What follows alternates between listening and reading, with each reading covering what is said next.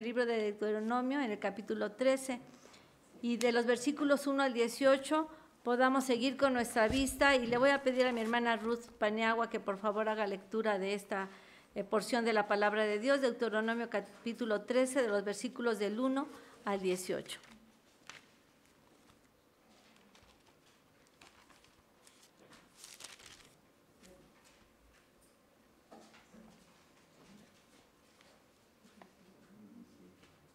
La palabra de Dios dice de la siguiente manera: Cuando se levantara en medio de ti profeta o soñador de sueños, y te anunciare señal o prodigios, y si se cumpliere la señal o prodigio que él te anunció, diciendo: vamos en pos de dioses ajenos que no conociste, y sirvámosle. No darás oído a las palabras de tal profeta, ni al tal soñador de sueños, porque Jehová vuestro Dios os está probando para saber si amáis a Jehová vuestro Dios con todo vuestro corazón y con toda vuestra alma. En pos de Jehová vuestro Dios andaréis, a él temeréis, guardaréis sus mandamientos y escucharéis su voz, a él serviréis y a él seguiréis.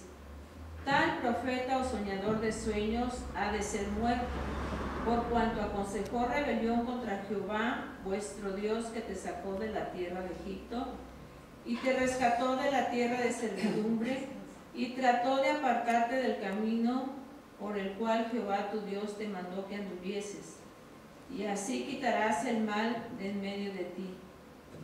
Si te incitare tu hermano, hijo de tu madre, o tu hijo, tu hija, tu mujer o tu amigo íntimo, diciendo en secreto: vamos y sirvamos a dioses ajenos, que ni tú ni tus padres conocisteis, de los dioses de los pueblos que están en vuestros alrededores, cerca de ti o lejos de ti, desde un extremo de la tierra hasta el otro extremo de ella. No consentirás con él, ni le prestarás oído, ni tu ojo le compadecerá, ni le tendrás misericordia, ni lo encubrirás, sino que lo matarás. Tu mano se alzará primero sobre él para matarle, y después la mano de todo el pueblo. Le apedrearás hasta que muera, por cuanto procuró apartarte de Jehová tu Dios, que te sacó de la tierra de Egipto, de casa de servidumbre, para que todo Israel oiga y tema, y no vuelva a hacer en medio de ti cosa semejante a esto. Si oyeres que te dice de alguna de tus ciudades que Jehová tu Dios te da para vivir en ellas, que han salido de en medio de ti hombres impíos que han instigado a los moradores de su ciudad, diciendo: vamos y sirvamos a dioses ajenos que vosotros no conocisteis, tú inquirirás y buscarás y preguntarás con diligencia, y si pareciere verdad, cosa cierta, que tal abominación se hizo en medio de ti, irremisiblemente herirás a filo de espada a los moradores de aquella ciudad, destruyéndola con todo lo que en ella hubiere, y también matarás sus ganados a filo de espada. Y juntarás todo su botín en medio de la plaza, y consumirás con fuego la ciudad y todo su botín, todo ello como holocausto a Jehová tu Dios, y llegará a ser un montón de ruinas para siempre, nunca más será edificada. Y no se pegará a tu mano nada del anatema, para que Jehová se aparte del ardor de su ira, y tenga de ti misericordia, y tenga compasión de ti, y te multiplique como lo juró a tus padres. Cuando obedecieres a la voz de Jehová tu Dios, guardando todos sus mandamientos que yo te mando hoy, para hacer lo recto ante los ojos de Jehová tu Dios. Amén. Y les invito a que así puestos de pie podamos recibir a nuestro pastor, el presbítero Víctor González Esparza, con el tema de esta noche: una advertencia contra los falsos profetas. Gracias, hermana. ¿Pueden tomar asiento, hermanos?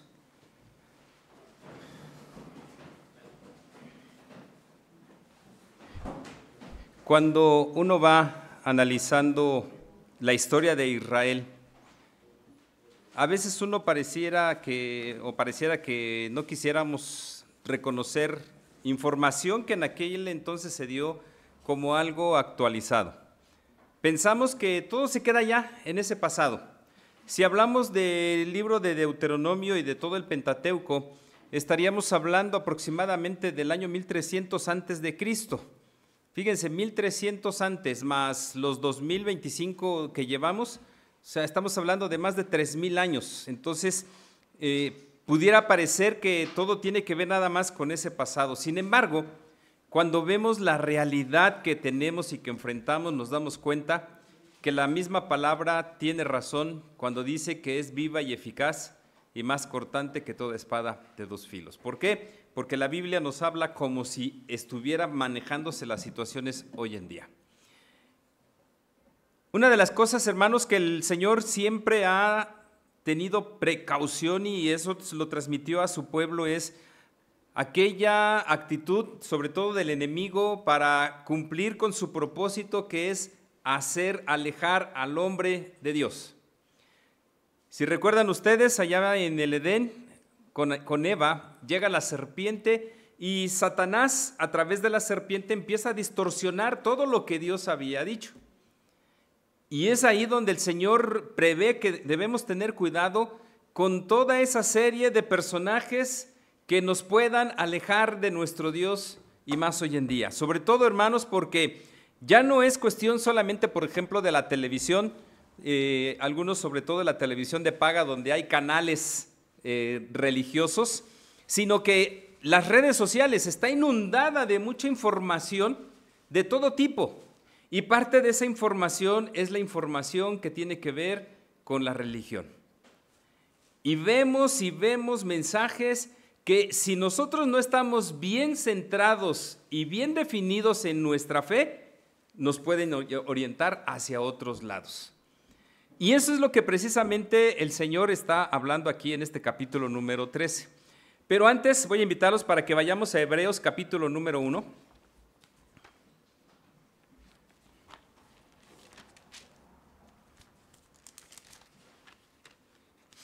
Hebreos capítulo número 1.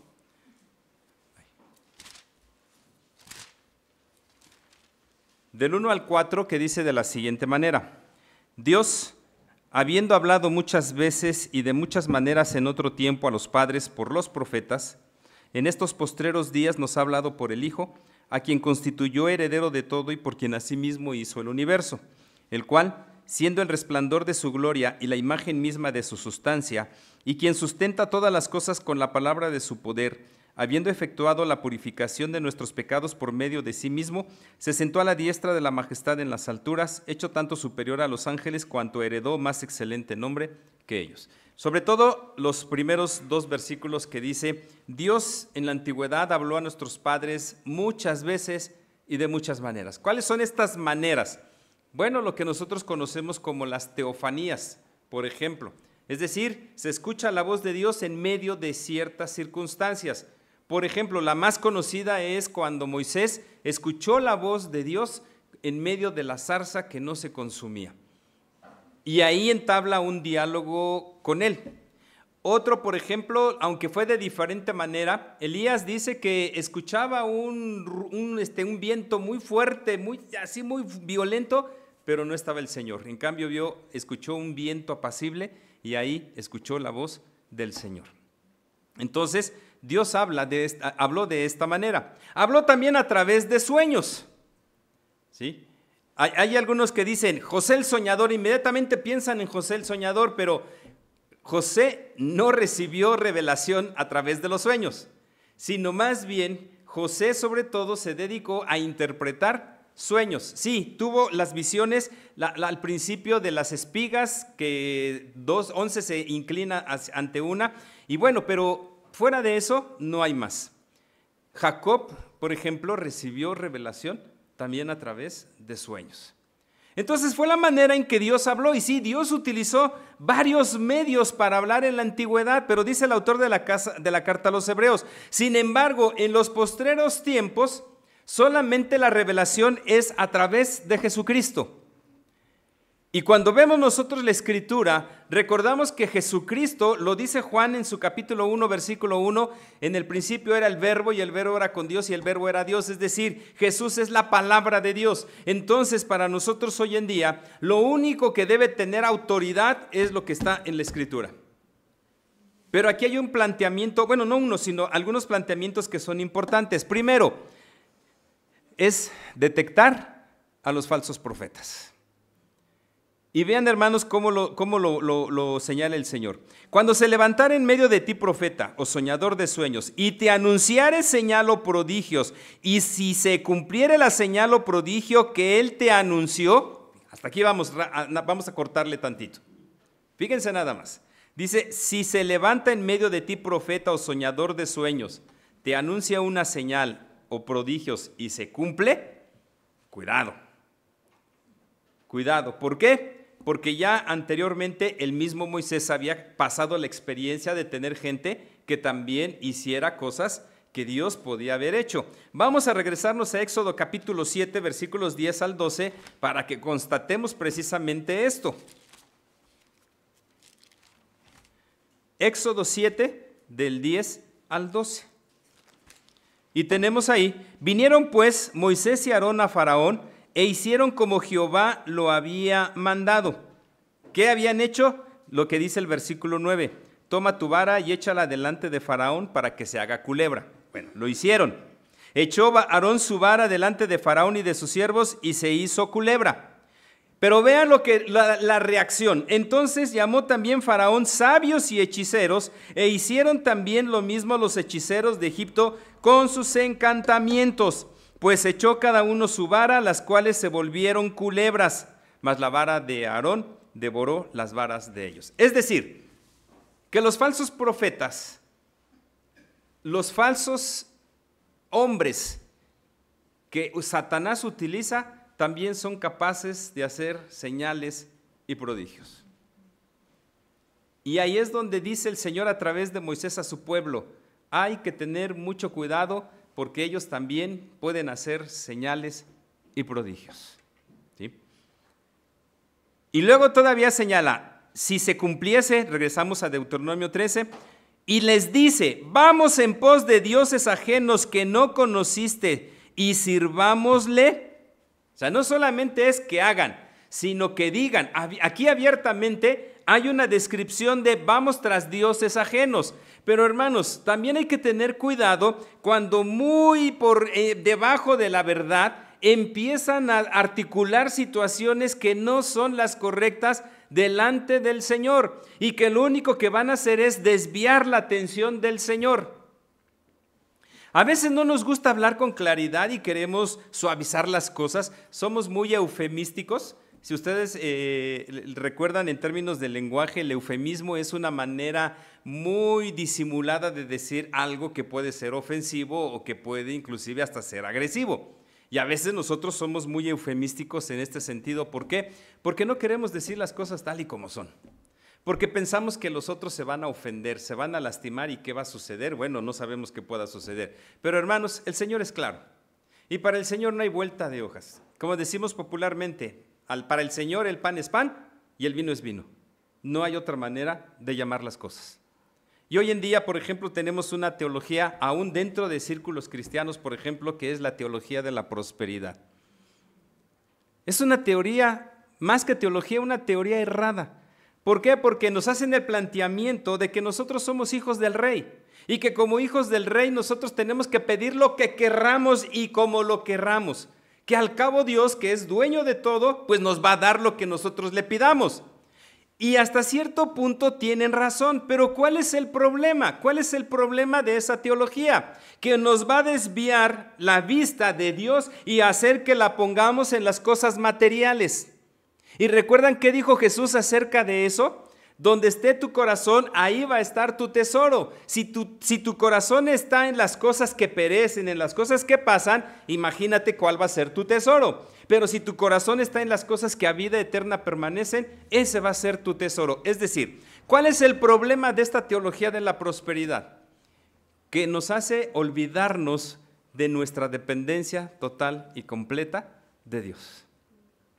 Y en la Escritura tenemos el ejemplo de uno que dijo, yo sé vivir en la prosperidad, pero también sé vivir en la escasez. ¿Se acuerdan quién fue? Pablo, el apóstol Pablo lo dijo. Es decir, Pablo sabía que cualquiera de las condiciones pueden ser agradables a Dios siempre y cuando reconozcamos que todo proviene de Dios y que no pongamos las cosas en las situaciones materiales nada más. Entonces, hermanos, hay que tener cuidado. Hay que tener mucho cuidado, ¿sí? De la pandemia, sobre todo de la pandemia para acá, esto es algo que sucedió con más amplitud todavía. Muchos hermanos dejaron de asistir a los cultos, sí, por el temor que podía generar el contacto con los demás, pero pasó el tiempo y esto ya pasó, o sea, ya pasó. Pero ¿qué sucedió con esos hermanos? Muchos se conformaron con ver en la televisión a predicadores o ver a través de las redes sociales a predicadores, sin considerar ni la cuestión doctrinal ni la cuestión que está señalando aquí. Simplemente porque dicen algo, un discurso teológico, embarrándolo con la Escritura. Hermanos, sí está bien, yo no dudo de que Dios pueda utilizar a esos hombres que están ahí a través de esos medios y que utilizan esos medios. Pero hermanos, ¿necesitamos nosotros de todo eso para poder escuchar la voz de Dios? No. Lo que necesitamos es ir a la Escritura, lo que hacía la iglesia de Berea. Iban a la Escritura, la estudiaban, la analizaban. Y eso es lo que está diciendo aquí el Señor a su pueblo: tengan cuidado de aquellos hombres que vengan diciendo: yo traigo señales para ustedes, Dios me ha dado sueños para ustedes, pero debajo de todo eso, su propósito es alejarnos del Señor. Por eso dice en el versículo número 3, no darás oído a las palabras de tal profeta, ni al tal soñador de sueños, porque Jehová vuestro Dios os está probando, fíjense, os está probando para saber si amáis a Jehová vuestro Dios con todo vuestro corazón y con toda vuestra alma. Hermanos, entonces, como les decía, debemos tener cuidado de qué vemos en las redes sociales, qué vemos en las pantallas de las televisiones con respecto a todos esos mensajes que hay ahí. Hay mensajes subliminales y pareciera que no tienen nada, no provocan ningún daño, pero a la larga lo que van haciendo es generando en nosotros la duda con respecto a lo que Dios ha dicho, con respecto a lo que Dios ha cuestionado. Y un tema, hermanos, y ese tema ha venido desarrollándose de tiempo atrás, tiene que ver con las últimas cosas, es decir, la llamada escatología. Y nos han traído mensajes de diferentes tipos. La preocupación de todos esos predicadores escatológicos es saber los tiempos y, como dice la misma Escritura, y las sazones de la segunda venida. Pero el Señor Jesucristo fue muy claro cuando dijo: el día y la hora nadie lo sabe, solo mi Padre que está en los cielos es el único que lo sabe. Pero nosotros los seres humanos nos queremos encargar de ser los que tengamos la primicia por establecer fechas, por establecer lugares, por establecer acontecimientos. Y el tema de la segunda venida se ha convertido en todo un show, en todo un circo. ¿Por qué? Porque eso ha generado, por ejemplo, y ustedes lo saben, allá en la década de los 80s, principios de los 90s, una serie de películas alrededor del rapto, ¿sí?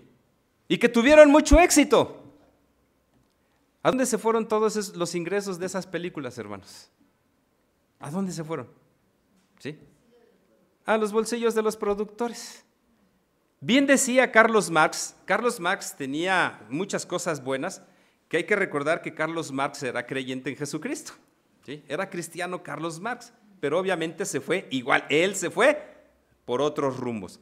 Pero algo que tiene verdad en lo que decía, señalaba él, que la religión es el opio de los pueblos, ¿sí?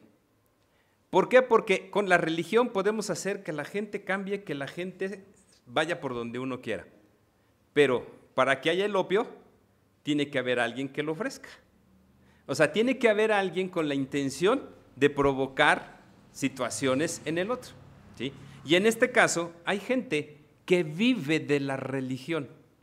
Hay gente que se ha enriquecido de la religión.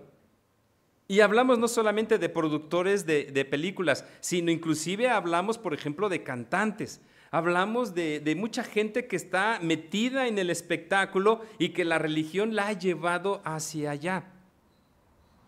Se cuenta que hace muchos años, una famosa cantante, cuando recién se convirtió al evangelio, ella siguió con sus giras, pero obviamente le dio un giro y ya puras alabanzas cantaba. En alguna ocasión las iglesias allá en Chiapas la quisieron contratar para que fuera y se presentara, pero tuvieron que decir los hermanos que no.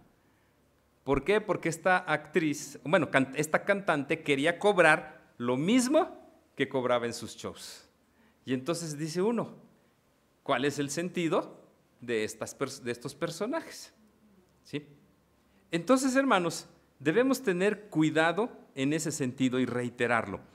Versículo número 4, en pos de Jehová vuestro Dios andaréis, a él temeréis, guardaréis sus mandamientos y escucharéis su voz, a él serviréis y a él seguiréis. O sea, nadie, hermanos, nadie, absolutamente nadie nos tiene que apartar de nuestro Dios.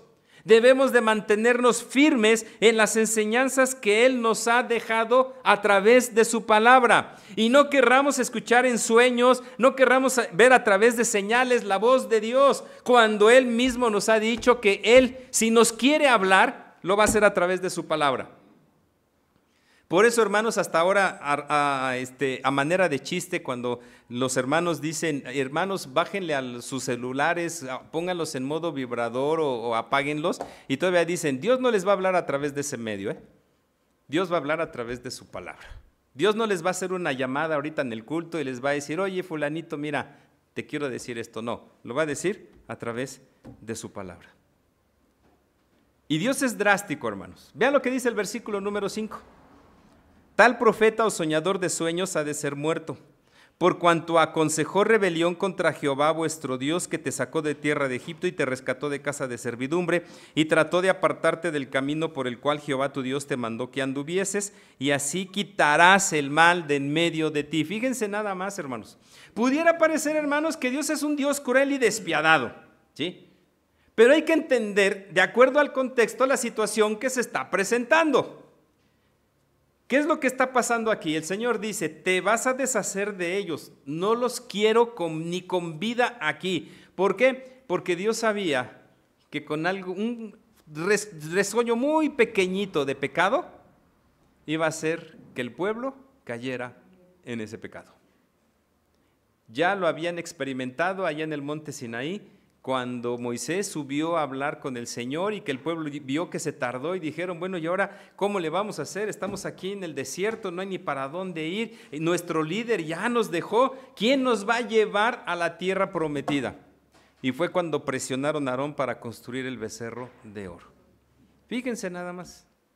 Y así podríamos mencionar muchas acciones que desviaron al pueblo de Israel de su comunión con Dios, de su relación con Dios. Pero no solamente, hermanos, tiene que ver con profetas, sino tiene que ver también con la gente que está a nuestro alrededor. Vean, versículo número 6.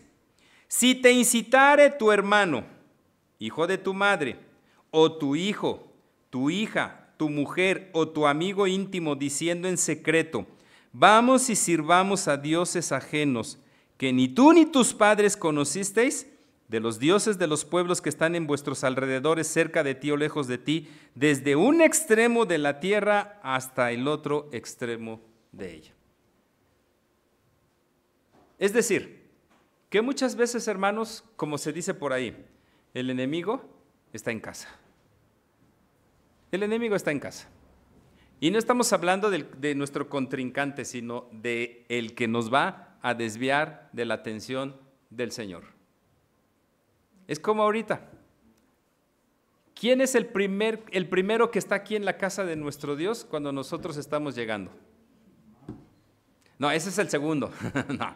El primero es Dios, porque Dios está aquí, ¿o no? ¿No creemos que Dios está aquí?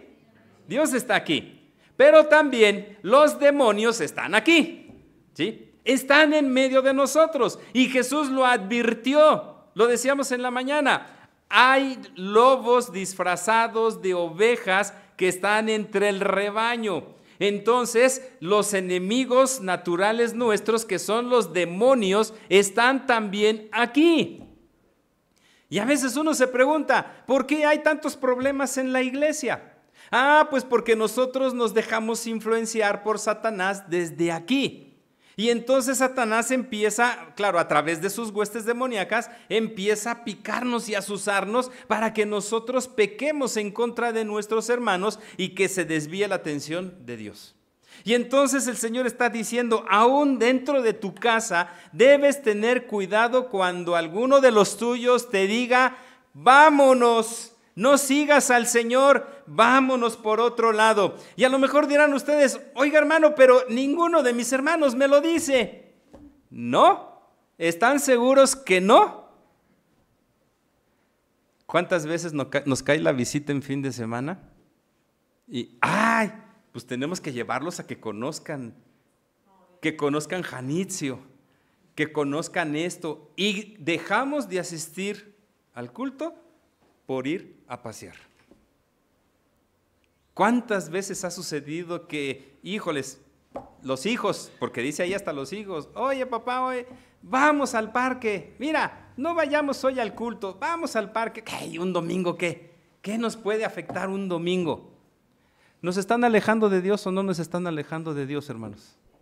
Lo están haciendo así muy sutilmente, pero lo están haciendo, lo están jalando a uno para desviar nuestra atención de Dios. Ahora, hay situaciones de las cuales uno no puede depender para decir sí o no. Porque si, por ejemplo, en mi trabajo me dicen que tengo que trabajar los domingos, pues ni modo, a menos que tenga tanta fe que diga renuncio a ese trabajo por estar en la casa de mi Dios. Pero tampoco se trata de eso, porque, hermanos, si mi trabajo tiene que ver con los domingos, ¿dónde voy a encontrar un trabajo que no esté a los domingos?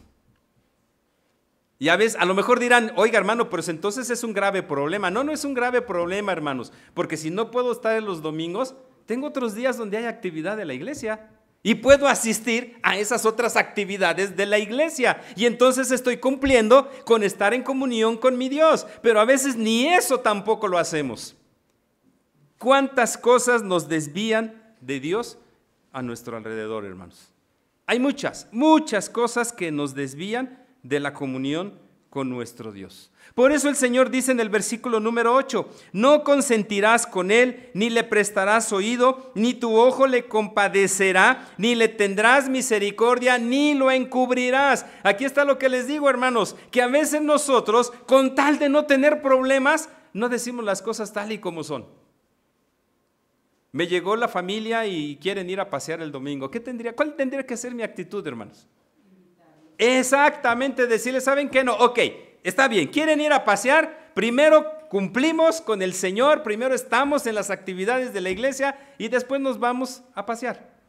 Después nos vamos al parque si quieren, después nos vamos acá, a donde quieran, pero una vez que nosotros hayamos estado en la comunión con el Señor. O de plano decir, ¿saben qué? No, el domingo es intocable. ¿Qué no se supone que el domingo debería ser intocable para Dios, hermanos? Es día del Señor, exactamente. Nuestra perspectiva debería ser la adecuada y decir, el Señor me ha dicho, 6 días trabajarás y harás toda tu obra, pero el 7º será día de reposo para Jehová tu Dios. Y entonces, bajo esa mentalidad, yo tendría que negarme a cualquier otra cosa para cumplir con mi Señor. Fíjense, de 7 días el Señor nos da 6 y nos pide 1. Pero a veces nosotros no queremos obedecer al Señor y le robamos parte de su día. Y dice aquí, no lo consentirás, no le prestarás, no lo escucharás, ¿sí? Pero dice, tu ojo no le compadecerá, ni le tendrás misericordia y tampoco lo encubrirás, ¿sí? Claro, lo que dice ahí no, tampoco lo vamos a hacer, ¿verdad? Versículo número 9. Sino que lo matarás. Tu mano se alzará primero sobre él para matarle y después la mano de todo el pueblo. Bueno, les digo, en aquel entonces así se tenía que hacer. ¿Por qué? Porque Dios es celoso. Acuérdense, hermanos, nuestro Dios es un Dios celoso, ¿sí? Y que no puede soportar la infidelidad de su pueblo. Le apedrearás hasta que muera, por cuanto procuró apartarte de Jehová tu Dios, que te sacó de la tierra de Egipto, de casa de servidumbre, para que todo Israel oiga y tema y no vuelva a hacer en medio de ti cosa semejante a esta. Lo que el Señor quiere, hermanos, es que su pueblo mantenga su fidelidad al Señor. Eso es lo que Dios quiere, que su pueblo mantenga su fidelidad a Dios. Y que pase lo que pase, la circunstancia que sea, tenemos que cumplir el mandato del Señor Jesús cuando decía, me seréis testigos. ¿Se acuerdan dónde? Primero dice en Jerusalén, en Judea, en Samaria y hasta lo último de la tierra. Y hemos dicho que esa palabra testigo, así literalmente significa el que habla acerca de lo que ve, el que da testimonio de lo que ve. Pero en su definición etimológica, la palabra testigo proviene del término griego martureo, y de ahí se deriva la palabra mártir. ¿Y quién es un mártir? Un mártir es aquel que está dispuesto a dar su vida por la causa en la que cree. Y entonces Jesús está diciendo, si es necesario que den su vida por mi causa, ¿no lo dijo en las bienaventuranzas? Bienaventurados van a ser cuando por mi causa os vituperen y digan toda clase de mal contra vosotros, mintiendo. ¿Y cómo se traduce a lo que está diciéndose aquí, hermanos? Pues que a veces, con tal de que no nos digan santurrones, con tal de que no nos digan, bueno, un montón de cosas que van a referirse a nuestra fe, nosotros cedemos. Y nosotros decimos sí a todo aquello que nos aleje de Dios, cuando deberíamos ser firmes y decir no. No podemos fallarle a nuestro Dios, hermanos. Y eso es lo más triste que nos pasa a veces en nuestra vida cristiana. Le fallamos a Dios con tal de quedar bien con el que está a nuestro lado. Le fallamos a Dios con tal de que no nos critiquen, de que no nos marginen, de que no nos digan absolutamente nada que no nos agrade. Pero hermanos, pensemos en Jesús. Pensemos en Jesús, hermanos. ¿Cuántas cosas no le hicieron? Se burlaron de él, lo rechazaron, ¿sí? Lo ignoraron, desde que nació el Señor Jesús sufrió una persecución tremenda, y no de vida, sino de muerte, porque lo querían matar. Y el texto dice que en ocasiones los judíos buscaban la ocasión para prenderle, para matarle. Y aún en la misma cruz del Calvario, ¿qué no le hicieron, hermanos? Y desde antes, desde que se declara culpable y es llevado a la cruz, tuvo que cargar su propia cruz. Y en el camino, hermanos, no nos lo plantea el texto, pero ¿qué no le habrán hecho a Jesús en ese trayecto hacia el monte Calvario? Y aún estando en la cruz, todo lo que le dijeron, todo lo que le hicieron. ¿Y qué expresó Jesús, hermanos? Padre, perdónalos porque no saben lo que hacen. Fue lo único que expresó el Señor Jesús. No acusó, no reclamó, no pidió que el Padre mandara a todas sus huestes celestiales para rescatarlo en ese momento, que lo pudo haber hecho. Lo pudo haber hecho. Inclusive acuérdense en el huerto del Getsemaní, Padre, yo sé que tú puedes hacer que no pase esta copa, pero no quiero hacer mi voluntad, sino que se haga tu voluntad. Hermanos, ¿nosotros estaremos dispuestos a sufrir lo mismo por causa del Evangelio? Acuérdense lo que decía el apóstol Pablo acerca de eso. El Evangelio para los que no creen es locura, pero para nosotros es poder de Dios, ¿sí? Es poder de Dios. Y debemos estar convencidos de ellos para que podamos enfrentar cualquier cosa, cualquier persona que nos haga alejar de la comunión con el Señor. Y todavía dice, si oyeres que se dice de alguna de tus ciudades que Jehová tu Dios te da para vivir en ellas, que han salido de en medio de ti hombres impíos que han instigado a los moradores de su ciudad diciendo, vamos y sirvamos a dioses ajenos que vosotros no conocisteis, tú inquirirás y buscarás y preguntarás con diligencia, y si pareciere verdad, cosa cierta, que tal abominación se hizo en medio de ti, irremisiblemente herirás a filo de espada a los moradores de aquella ciudad, destruyéndola con todo lo que en ella hubiere, y también matarás sus ganados a filo de espada. Fíjense nada más. Si sabes, dice aquí, que en alguna de las ciudades donde Dios te permitió vivir, hay alguien que instiga a ir tras dioses ajenos, harás lo mismo. Los tomarás y los matarás. Pero claro, dice, inquirirás, o sea, investigarás. No nada más es ante un rumor. Porque, hermanos, al final de cuentas, ¿qué es un rumor? Es un chisme. ¿Y no el Señor está en contra de los chismosos? Está en contra de los chismosos, hermanos. El Señor está en contra de los chismosos. Para eso dijo, si algo lo quieres tomar como verídico, tienes que traer a 2 o 3 testigos, si no, no vale. No vale, y es un chisme, y a los chismes no les tienes que hacer caso. Por eso dice aquí, inquirirás y buscarás y preguntarás con diligencia. Y esta es otra cosa, hermanos, de las que a veces no nos gusta y no queremos tocar. Es un tema que a veces no queremos tocar dentro de la iglesia. Las sanciones disciplinarias contra aquellos que atentan contra la veracidad y contra el nombre de Cristo. Es decir, los que cometen pecados dentro de la vida de la iglesia. Y no, ¿cómo lo vamos a juzgar? Si es fulanito o sutanito. ¿Cómo lo vamos a juzgar si es el que más ofrenda, el que más diezma? ¿Cómo le vamos a llamar la atención mínimo? Ya no digamos sanciones fuertes. ¿Sí? Porque pensamos que si lo hacemos, nos vamos a llevar decepciones personales. Y a veces sí es cierto, hermanos. Y a veces uno paga por lo que uno no hizo. En alguna ocasión, en un presbiterio donde yo estaba, de los donde yo estuve, yo era el ministro de Relaciones y en una iglesia grande se presentó un problema porque hubo una reunión congregacional. Y cuando iba a hacer el pase de lista, uno de los ancianos de peso de la iglesia le dijo al pastor oficiante, porque no tenían pastor, pastor, aquí no hacemos el pase de lista nombre por nombre. Aquí nada más pedimos que todos se levanten y ya nada más se hace el cálculo, cuentan y con eso llevamos a cabo la reunión. Así lo hizo el pastor oficiante confiado, ¿sí? Se confió demasiado. Y hermanos, esa situación provocó problemas en la iglesia.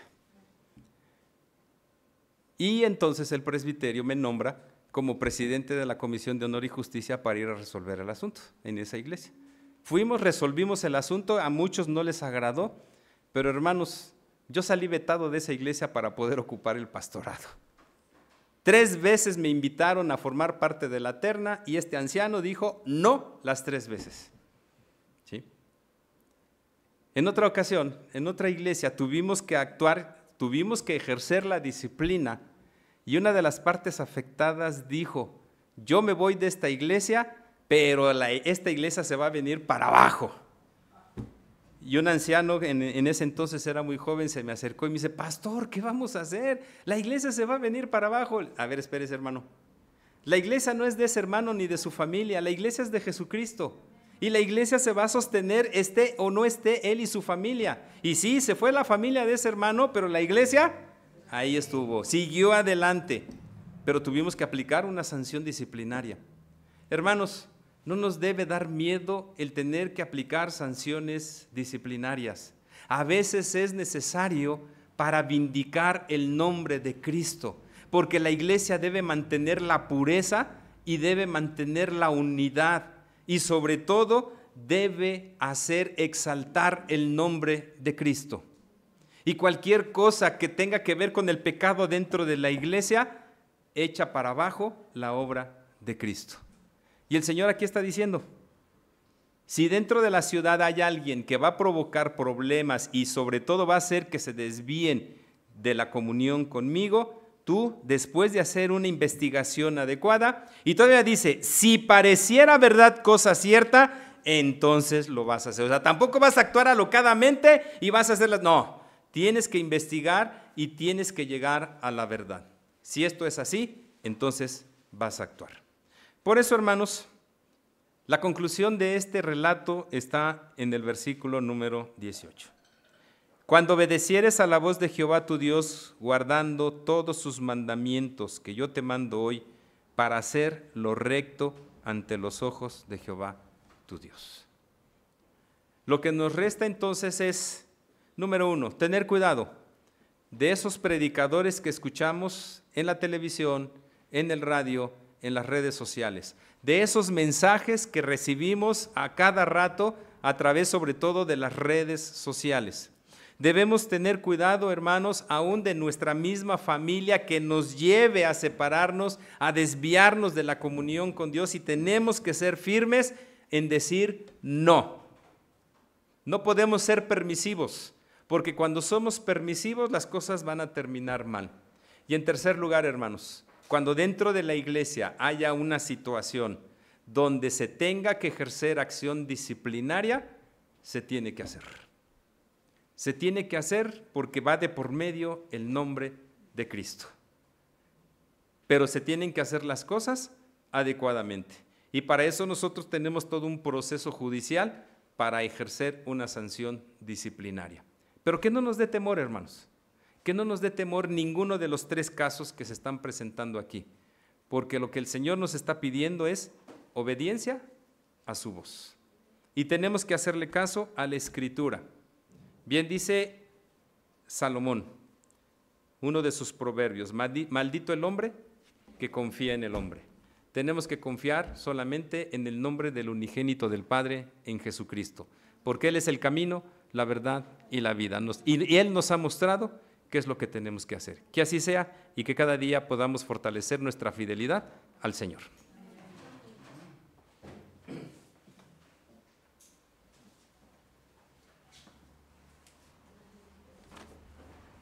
Vamos a estar de pie, hermanos, y como respuesta a este mensaje vamos a cantar el himno 141.